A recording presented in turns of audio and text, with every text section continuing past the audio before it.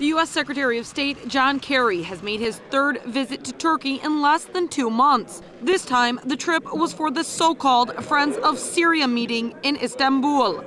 Also attending the meeting were Turkish Foreign Minister Ahmet Davutoglu, along with officials from 11 different countries. The foreign-backed Syrian opposition, led by Muaz al-Khatib, was also present. Russia's Foreign Minister Sergei Lavrov was in Turkey on Wednesday with the Syrian crisis the main priority on his agenda as well. Lavrov made it clear that the so-called Friends of Syria group were a friend and fragment of the opposition. He accused the group of hindering any solution to the unrest in Syria.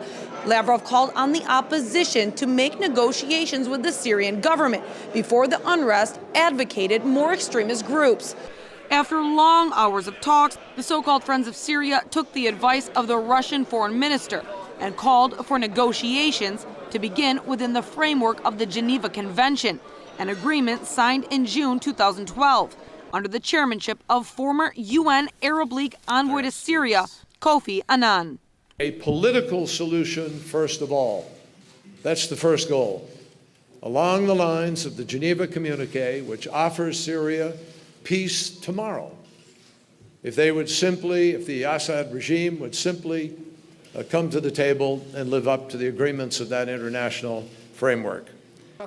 His Turkish counterpart, Ahmet Davutoglu, echoed the same words.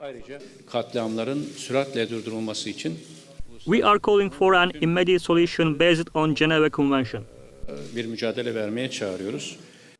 Meanwhile, in a plea to receive more weapons, the foreign-backed opposition also used the meeting to reassure the U.S. that the so-called Free Syrian Army did not have any ties with al-Qaeda-linked al-Nusra Front.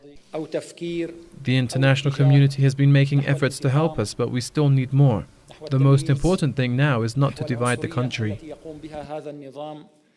The Istanbul meeting saw Kerry announcing that the Obama administration had decided to provide the foreign-backed Syrian opposition with what he called a new package of non-lethal aid, valued at $123 million. The U.S. envoy then called on international donors to make similar pledges with a goal of $1 billion.